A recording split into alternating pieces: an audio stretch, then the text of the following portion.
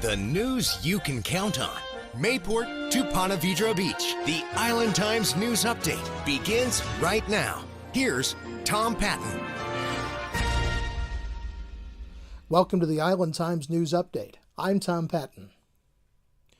The Neptune Beach City Council opened a discussion on Monday about the possibility of moving City Hall out of the town center shopping and restaurant district as parking problems continue to increase. The discussion was prompted by recent remarks by Mayor Harriet Pruitt, who asked City Manager Andy Hyatt to begin the process of identifying potential locations for City Hall away from town center. Pruitt has also said that the public safety building should be moved, though not everyone on the council feels that would be a particularly good idea. At Monday's meeting, Hyatt did not offer any specific recommendations as to where City Hall should go. He said there is a lot of work that needs to be done before the city begins shopping locations, and he said the parking problem should not be the only consideration. Customer service, location, accessibility by citizens and visitors should also be considered. Hyatt said the city government needs more space, in part for secure document storage. As far as the police building is concerned, Hyatt said the police department also needs room for secure areas for interviewing people and storage of evidence, often for many years. The council members did say the city should not go into debt to move City Hall, and that any move needs to be revenue neutral or generate cash for the city from the sale of the current buildings. Councilman Scott Wiley said the city should get an appraisal on the current buildings just to see how much the city might be able to realize from such a sale. The council directed Hyatt and City Attorney Patrick Krachowski to continue to explore the issue. Mayor Pruitt said that any move would be as much as 10 years in the future, but the conversation needs to be had now so that the city can plan for the possibility. The Neptune Beach City staff has revised the city's animal control ordinance in an effort to clarify and better define sections of the law. Many of the changes deal with definitions and types of animals, such as differentiating between a feral cat and a community cat, one that's cared for by multiple residents of a neighborhood. It would also update the ordinance to recognize advances in technology, such as microchipping an animal to help locate and identify an animal that is lost. The proposed legislation adds many new definitions to the ordinance, outlining things like sufficient food and water and what might constitute a nuisance animal. City Manager Andy Hyatt said that the proposed changes were presented to the council Monday to begin the process of crafting specific changes to the ordinance, and he didn't expect the council would be voting on any changes until late this year or early in 2017. The Jacksonville Beach City Council on Monday night considered two changes to its alcohol ordinance. City Manager George Forbes said that the hours of sale ordinance was intended to clarify certain portions of the law that was revised in 2011. It makes a distinction between restaurant liquor licenses and licenses for bars. It clarifies the establishment's responsibility to maintain order during all hours of operation and requires establishments operating with an SRX state alcoholic beverage license to serve 150 persons full-course meals from a menu at tables at all times during the hours of operation. The kitchen has to remain open and be capable of preparing food and should fill customers' orders up to 30 minutes before closing time.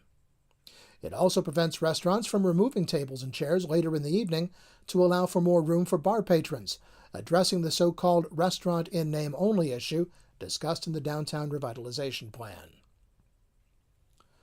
The second proposed ordinance would require establishments that serve alcohol to obtain a special permit and provide a site plan to the city for any event that would include a band, disc jockey, or other amplified sound outdoors.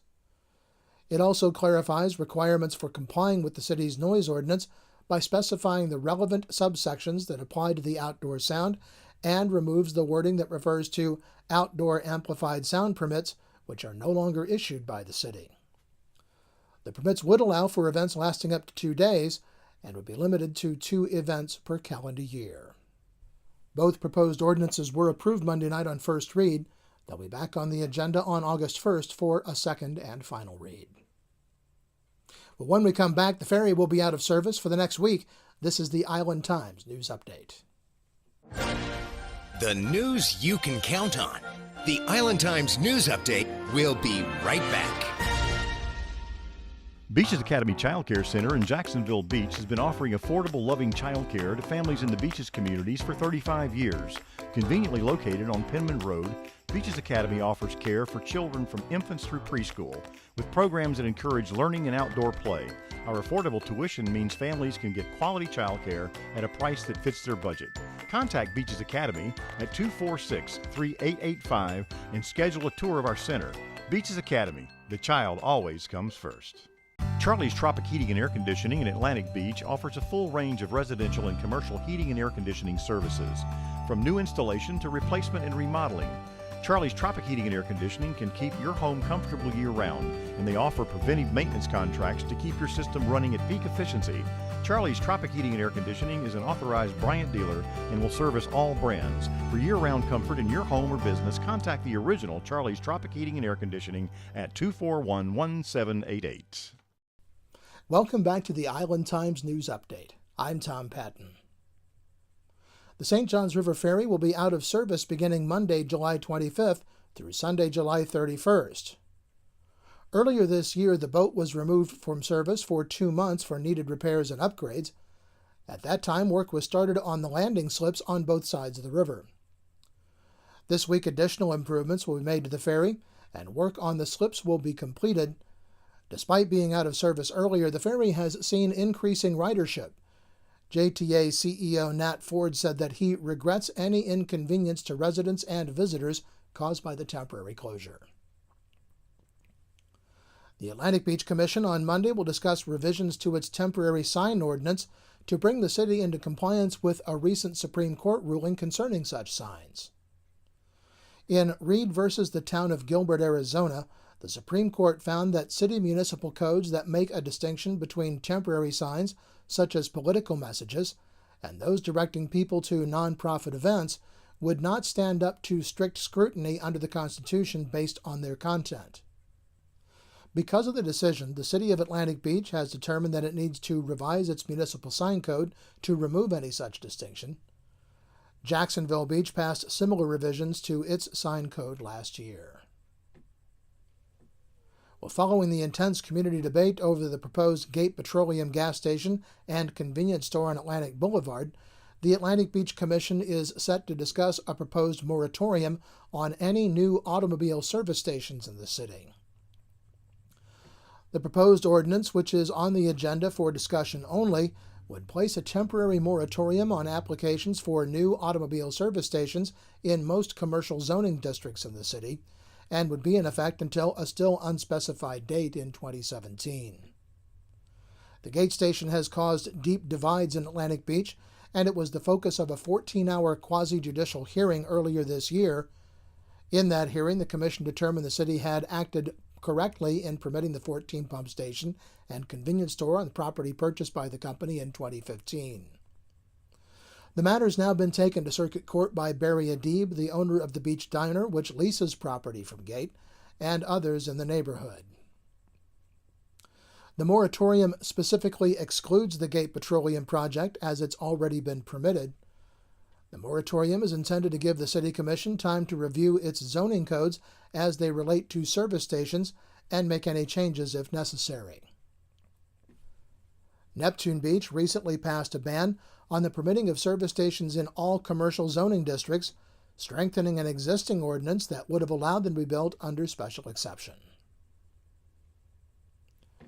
Jacksonville Mayor Lenny Curry will be the featured speaker at Beaches Watch for a special meeting on July 27th. Curry will address the group concerning his proposal to extend the half-cent sales tax passed to fund the Better Jacksonville plan to help pay down the city's pension debt. He'll be joined on stage by District 13 Councilman Bill Gulliford. A large crowd is expected and the public is invited. The meeting will be held at the Fletcher High School auditorium beginning at 7 p.m. The news you can count on. Mayport to Ponte Vedra Beach, forecasting your beaches. This is your local look weather. Well, the National Weather Service says we can expect a daily chance of showers and thunderstorms beginning Sunday and lasting through Wednesday. Otherwise, it's going to be hot and humid during the day with highs in the upper 80s to around 90, with overnight lows in the upper 70s. The Island Times is always digital, always free at www.theislandtimes.com. Like us on Facebook and follow us on Twitter to be the first to know about stories posted on the Island Times. I'm Tom Patton. Thanks for watching.